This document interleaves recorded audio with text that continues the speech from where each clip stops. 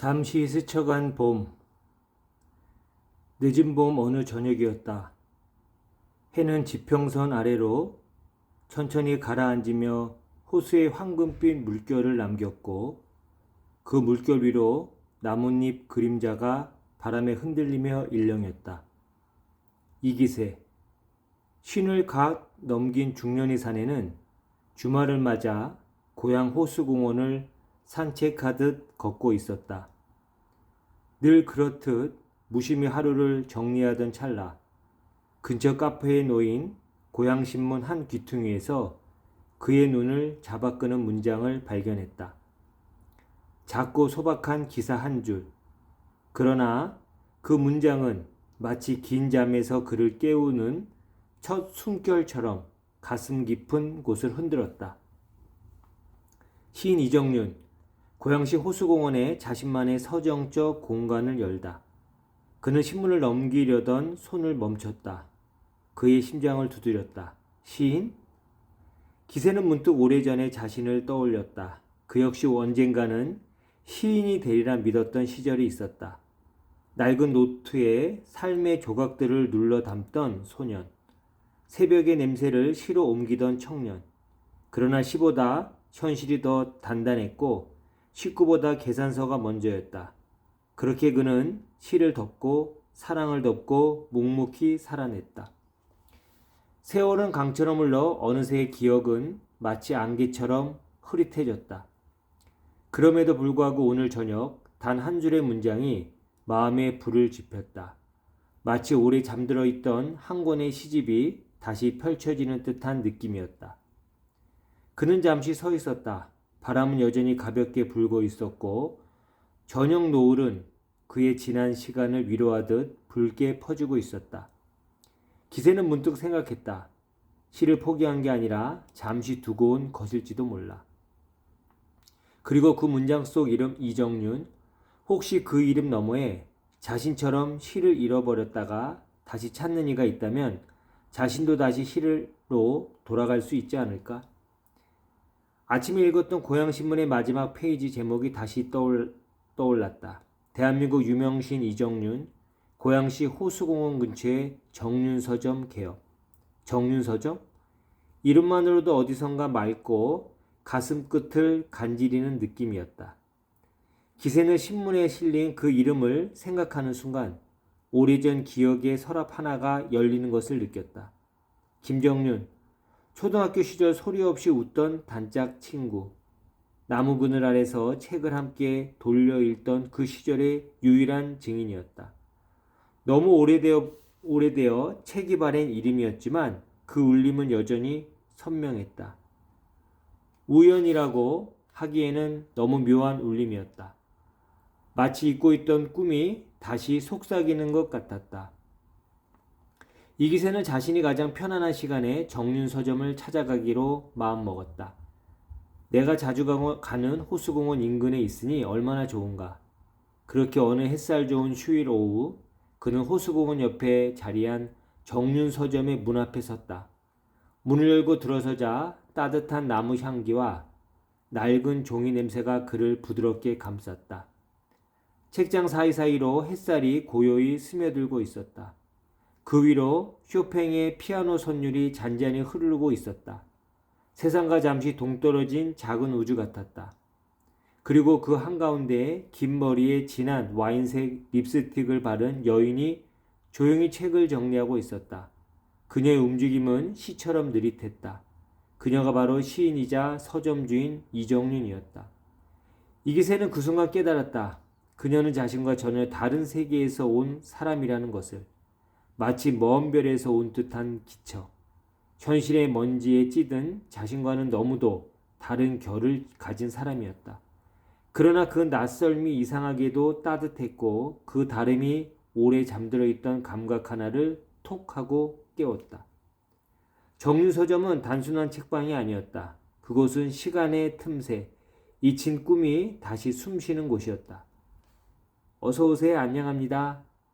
그녀가 환한 미소를 띠며 말했다. 목소리는 잔잔했지만 맑은 강물처럼 마음 어딘가를 스치고 지나갔다. 이기세는 그녀의 미소가 자신에게 너무 따뜻하게 닿았다는 사실을 깨달았다. 그 미소는 오래전 어디선가 본 듯한, 하지만 분명 처음인 듯한 얼굴 위에 피어난 한 송이 꽃 같았다. 그날 이후 이기세는 이유를 따질 필요 없이 정윤 서점을 찾곤 했다. 책을 사지 않아도 커피 한 잔 값이면 충분했다. 조용한 오후 한 귀퉁이에서 그녀와 나누는 짧은 몇 마디는 그의 하루를 환하게 밝혀주었다. 이후 이기세는 정윤 서점에서 작은 책 모임이 열리는 날이면 어김없이 일찍 도착해 자리를 정리하고 커튼을 걷고 의자를 나르는 등 조용한 일손이 되어주었다. 누가 시킨 것도 아니었지만 그는 마치 자신의 오래된 자리로 돌아온 사람처럼 자연스럽게 움직였다.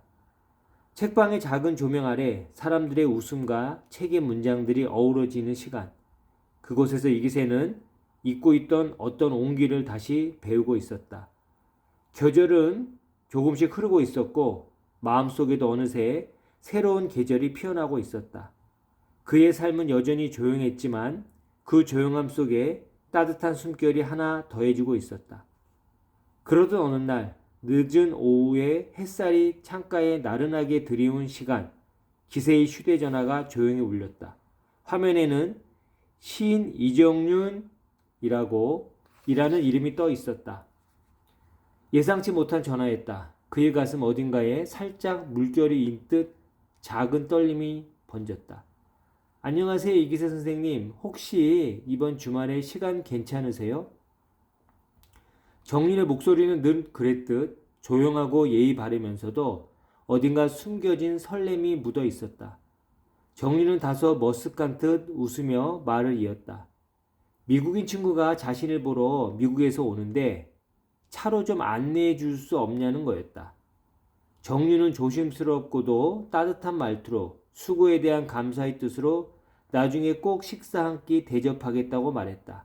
그 말은 마치 잘 포장된 손편지처럼 마음속에 천천히 내려앉았다. 기세는 그 순간 속으로 피식 웃음이 났다. 물론 기쁜 일이었다. 그녀와 하루를 함께할 수 있다는 건 그에게는 봄날의 호숫가를 산책하는 것처럼 설레는 일이었다. 그러나 겉으로는 감정을 억누른 채 조용하고 단정한 말투로 대답했다. 네, 괜찮습니다. 일정 맞춰볼게요. 제가 기꺼이 도와드리죠. 그의 목소리는 한낮의 바람처럼 담담했지만 마음속에는 작은 들꽃 하나가 피어나는 듯한 기분이 일었다. 오래 잊고 지낸 설렘이었다. 누군가의 부탁을 받는다는 것, 그리고 그 부탁이 단순한 일이 아니라 마음을 믿고 내어주는 신호처럼 느껴진다는 것, 그것만으로도 이미 충분한 보상이었다. 그날 이후 기세는 마치 오래전부터 정해져 있던 약속처럼 마음의 준비를 하기 시작했다. 오랜만에 차를 닦고 고향시 곳곳의 좋은 장소들을 떠올렸다. 그리고 그 하루가 두 사람에게 어떤 계절을 데려올지 조심스레 상상했다. 시간이 지나 오늘 드디어 정윤의 친구가 오는 날이다. 기세는 공항으로 가서 미국인 친구를 픽업할 것을 결심했다. 그래, 마음을 낸 김에 확실히 서비스하자. 책방 입구에서 정윤을 태우고 같이 인천공항으로 출발했다. 기세는 차 속에서 정윤에게 미국인 친구의 인연에 대해 물어봤다. 어떤 친구인가요? 엘리사예요. 대학 시절에 만났어요. 캘리포니아에서 교환학생으로 있을 때 처음 만난 날 그녀가 한 말이 아직도 기억나요. 너는 책처럼 말하네. 그 말을 듣고 처음으로 내가 시인처럼 살아도 괜찮겠구나 그런 생각을 했어요. 책처럼 말한다? 그건 칭찬이죠. 기세는 작게 웃었다. 정윤은 창밖을 바라보다가 다시 고개를 돌렸다. 엘리사는 미술을 전공했어요. 표현이 자유롭고 감정에 솔직했죠. 나와는 정반대였어요. 난 늘 단어를 고르고 마음을 접고 그렇게 살았는데 그녀는 마음이 가는 대로 그림을 그리고 울고 웃고 어느 날은 엘리사가 말했어요. 윤, 너는 왜 감정을 종이에 접어넣고만 있어? 나는 그 종이 펴보고 싶어. 그 말이 참 오래 남았어요. 기세는 말없이 운전을 계속했다. 그는 앞에 정윤이 말한 말이 무슨 뜻인지 이제는 조금 알 것 같았다. 종이에 접혀 있던 감정은 아마도 지금 이렇게 정윤의 목소리 속에서 천천히 퍼지고 있는지도 몰랐다. 그럼 그동안 자주 연락했나요? 기세가 물었다. 네, 가끔 편지를 주고받아요. 이메일 말고 손편지요.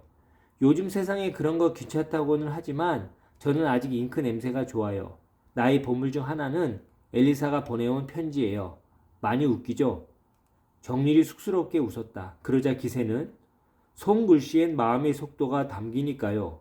천천히 써야 하고 고쳐도 흔적이 남고 그런 게 좋죠. 기세는 자신이 한 말이지만 멋지다는 생각을 하고 흡족해 했다. 그 순간 정윤이 조심스럽게 물었다. 기세 선생님은 누군가 편지를 주고받아 본 적 있어요? 기세는 한참을 생각하다가 조용히 입을 열었다. 예전엔 있었죠. 아주 젊은 날. 하지만 지금은 다 지난 이야기예요. 그땐 종이보다 현실이 더 무거웠으니까. 정윤은 말없이 창밖을 바라봤다. 두 사람 사이에는 잠시 조용한 바람만 흘렀다. 그러나 그 침묵은 어색하지 않았다. 오히려 마음의 깊이를 담는 여백 같았다. 내일부터 엘리사랑 함께 여기저기 돌아다니면서 고향의 색을 보여주고 싶어요. 정윤이 말했다. 고양시는 그냥 도시가 아니라 마음을 쉬게 해주는 장소잖아요. 특히 호수공원 근처에 있는 저의 서점을 자랑하고 싶네요. 작은 서점이지만 저한테는 가장 소중한 공간이니 이러한 저의 기쁨을 친구랑 나누고 싶어요. 기세는 작게 미소 지었다. 좋습니다. 고향을 한 폭의 수채화처럼 보여드리죠. 색이 번지고 친구에게 가장 소중한 기억을 전해드리죠. 차는 천천히 인천공항으로 향했다. 그날의 바람은 여는 날보다 살갑고 두 사람의 마음은 종이배처럼 조용히 같은 방향으로 흘러가고 있었다. 인천공항의 야경은 별이 땅에 내려앉은 듯 반짝이고 있었다. 도착 게이트 앞 정윤과 기세는 공항 출입구에서 그녀를 기다렸다. 엘리사는 늘 나를 먼저 찾아내요. 정윤이 말했다. 마치 어릴 적 친구를 기다리는 듯한 설렘이었다. 잠시 후 밝은 금발머리에 커다란 트렁크를 끌며 다가오는 여인이 있었다. 엘리사는 멀리서부터 손을 흔들었다.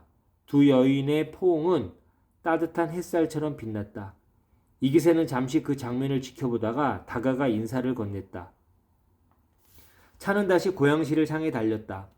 도로는 말없이 흐르고 있었고 뒷좌석에서 정윤과 엘리사의 웃음소리가 흘러나왔다. 한국어와 영어가 서로의 언어를 물들이며 이야기꽃을 피웠다. 고향에 가까워질 무렵 밤은 완전히 내려앉았다. 도심의 불꽃이 하나둘 스며들고 차 안은 조용히 가라앉았다. 정윤이 집 앞에 도착했을 때 셋 모두 말없이 하차했다. 엘리사는 감사 인사를 건넸고 정윤은 기세에게 조용히 속삭였다. 고마워요. 덕분에 엘리사를 편하게 픽업했네요. 그 말에 기세는 말없이 고개를 끄덕였다. 오늘의 밤은 그들 사이에 작은 문장을 하나 더 새겨 넣은 듯 조용히 마무리되었다. 달빛이 골목 끝을 따라 흘러가고 있었다. 다음날 햇살이 포근하게 쏟아지던 그 아침, 세 사람은 정윤 서점 앞에서 만났다. 엘리사는 밝은 꽃무늬 원피스를 입고 있었고 손에는 작은 스케치북을 들고 있었다. 엘리사는 한국말을 거의 하지 못했다. 그래서 기세는 어설픈 영어로 대화를 나누었다. 기세보다는 정윤은 영어에 좀 능통했다. 정윤이 옆에서 웃으며 중간에서 자연스럽게 통역을 했다. 마치 오래된 라디오처럼 두 사람의 말 사이를 오가며 따뜻한 리듬을 만들었다. 첫 번째 목적지는 행주산성이었다. 오래된 돌 계단을 오르며 엘리사는 숨을 고르다 멈춰서곤 했다. It feels like the past is breathing here. 그녀가 말했다. 정윤은 그 말을 듣고 천천히 번역해줬고 기세는 고개를 끄덕이며 대답했다. 맞아요. 이곳은 시간이 발자국을 남기고 간 자리예요. 침묵이 가장 많은 이야기를 하는 곳이죠. 정상에 올랐을 때 한강이 탁 트인 하늘 아래 흐르고 있었다. 세 사람은 나란히 벤치에 앉았다. 바람이 머리카락을 살짝 건드리며 지나갔고 새소리와 아이들의 웃음소리가 멀리서 퍼져왔다. 그 다음은 서운흥이었다. 고요한 능선과 나무 사이로 햇빛이 내려앉았다. 엘리사는 걸음을 멈추고 나무 한 그루를 오래 바라보더니 스케치북을 꺼내 무언가를 그리기 시작했다. 이 나무는 너무 슬퍼 보여요. 근데 아름다워요. 그녀의 말에 정윤이 조용히 답했다. 엘리사는 슬픔을 아름다움으로 바꾸는 능력이 있어요. 그림으로 사람을 위로하죠. 기세는 조용히 그 둘을 바라봤다. 마치 자신의 오래된 흑백 사진 속 한 구석에 앉아 있는 인물처럼 느껴졌다. 그러나 그 낯설미 싫지만은 않았다. 바람에 실려온 엘리사의 웃음소리는 무심히 닫아두었던 마음의 창을 살며시 밀어 열었다. 점심은 고양시의 작은 국수집에서 했다. 엘리사는 젓가락질을 배우며 연신 웃었고 국수 국물에 입술을 대이고는 깔깔 웃었다. Too hot but delicious.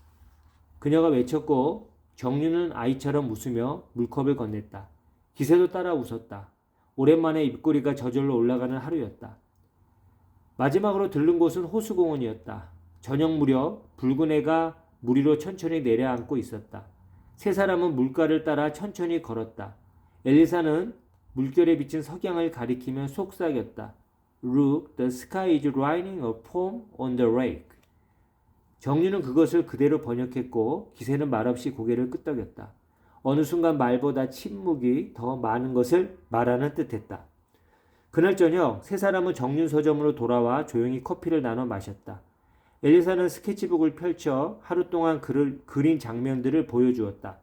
행주산성의 돌 계단, 서운흥의 나무 등. 기억은 머리보다 마음에 남는 거죠. 정윤이 말했다. 기세는 그 말에 깊게 끄덕이며 중얼거렸다. 오늘은 마음에 오래 남을 것 같네요. 그 밤 고향의 하늘엔 별이 많았다. 마치 세 사람의 기억을 하나하나 붙들어 주는 듯 조용히 반짝였다. 다음 날에는 정윤과 엘리사의 둘만의 시간을 보내고 며칠이 지나 엘리사는 다시 본국으로 떠났다. 이 일을 계기로 정윤과 기세는 더욱더 친한 사이가 됐다. 가끔은 서로에 대한 고민도 얘기하는 사이가 됐다. 그 이후로도 정윤은 종종 외국인 손님이나 지방에서 오는 문학인들을 고향시 여기저기 안내할 일이 생길 때면 조심스레 기세에게 도움을 요청하곤 했다. 혹시 괜찮으시면? 하고 말을 건넬 때면 기세는 늘 조용히 고개를 끄덕이며 차문을 열었다. 그 부탁은 계산된 호의도 부담스러운 의무도 아니었다. 마치 서로가 서로에게 오랫동안 맡겨온 기억의 열쇠를 조심스럽게 꺼낸 듯. 두 사람은 그렇게 몇 번의 시간을 함께 나눴다. 그리고 그 후엔 정윤의 식사 대접이 이어졌다. 그러던 어느 날부터인가 정윤은 친구 이야기를 자주 꺼냈다. 3년 전에 만난 성격이 비슷해 많이 친해진 친구라고 했다. 정윤은 독신으로 살지만 그 친구는 좋은 남편을 만나 경제적인 걱정 없이 평온하고 안정된 삶을 살고 있다고 했다. 처음에는 스쳐가는 대화 중 하나였지만 이야기를 자주 들으면서 기세의 마음속에는 정윤의 친구에 대한 궁금증이 커져갔다. 정윤의 친구에 대한 이야기는 마치 오래된 테이프처럼 반복되었고 기세는 어느 순간 깨달았다.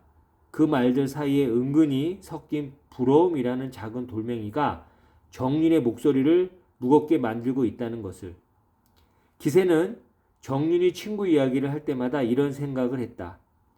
이 사람도 외로움을 안고 살아가는구나 나처럼. 사실 기세는 10년 전 조용히 이혼을 했다. 특별한 다툼이나 큰 사건이 있었던 건 아니었지만 함께 걷던 두 사람의 길이 점점 어긋나며 결국 서로를 놓아주었다. 자식은 없었고 기세는 그 이후로 이성을 만날 수 있는 기회가 올 때 언제나 반발짝 물러선 거리에서만 머물렀다. 그런데 지금 정윤의 말 속에 자꾸만 등장하는 좋은 남편이라는 단어가 마치 벽에 부딪히듯 마음속 어딘가를 건드렸다. 정윤은 말하지 않았다. 그저 친구 이야기를 할 뿐이었다. 하지만 기세는 느꼈다. 그 말 뒤에 숨어있는 무언가를. 어쩌면 정윤도 같은 신호를 보내고 있는 건 아닐까? 그저 혼자만의 착각일 수도 있었지만 기세는 오랜 시간 잠들어 있던 감정의 촉수를 느끼고 있었다. 그것은 조용히 피어나는 감정의 씨앗 같았다. 말하지 않아도 눈빛과 숨결 사이에서 천천히 자라나는 어떤 마음. 그날 이후 기세는 정윤의 말 한마디, 눈길 하나에도 조심스레 귀 기울이게 되었다. 그 모든 작은 순간들이 마치 봄비에 젖은 씨앗처럼 언젠가 피어나기를 바라는 마음으로. 평소처럼 토요일 오후 기세는 정윤 서점을 찾았다. 날씨는 화창하고 따뜻했다. 정윤은 기세가 들어오는 걸 보고 말했다. 오늘 제가 여러 번 이야기했던 백인의 친구가 와요. 시간 되시면 같이 보면 되겠네요. 아, 네, 기세는 대답했지만 순간 마음이 움찔했다. 백인애라는 이름은 기세의 전처 이름이었다. 설마 동명이인이겠지? 그렇게 애써 넘겼다. 시간이 1시간쯤 지났을까? 서점문이 열리더니 익숙한 사람이 들어왔다. 기세는 숨이 멎는 것 같았다. 바로 자신의 전처 백인애였다. 아, 세상은 참 좁구나. 기세는 속으로 중얼거렸다. 정윤이 두 사람을 바라보며 물었다. 두 분 아는 사이예요? 기세는 잠시 멈칫했지만 이내 대답했다. 네, 예전에 같은 회사에서 일했었어요. 정윤이 미소를 지었다. 이내도 어색한 표정을 잠시 지었지만 금방 기세의 말에 맞장구를 쳤다. 기세는 순간 자신이 전처라고 솔직히 말하지 못한 것이 마음에 걸렸다. 아마 이내도 그랬을 것이다. 이혼했다는 사실을 정윤에게 굳이 말하고 싶지 않았던 걸까? 서점에서 이내를 만난 이후 기세는 며칠 동안 마음이 무거웠다. 정윤이 이야기하던 그 친구가 다름 아닌 자신의 전처라는 사실이 머릿속을 떠나지 않았다.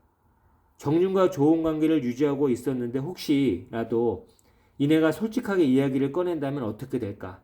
나는 완전히 거짓말쟁이가 되어버리는 건 아닐까? 아니면 내가 먼저 솔직히 이내와의 관계를 정윤에게 말해야 하는 건 아닐까? 여러 생각이 얽히며 기세의 마음은 점점 복잡해졌다. 결국 그날 이후 기세는 정윤과 자연스럽게 거리를 두기 시작했다. 정윤은 그 이유를 알지 못한 채 조금 더 조심스러워졌다. 그러면서도 여전히 예전처럼 밝은 목소리로 기세에게 인사를 건넸다. 기세는 그 인사에 무겁게 웃으며 답했다. 사랑이라는 감정이 어떤 방향으로 향하는지는 종종 마음의 의지가 아니라 시간의 장난에 따라 결정된다는 것을 기세는 알고 있었다. 어느 날 잘 알지 못하는 전화번호로 전화가 걸려왔다.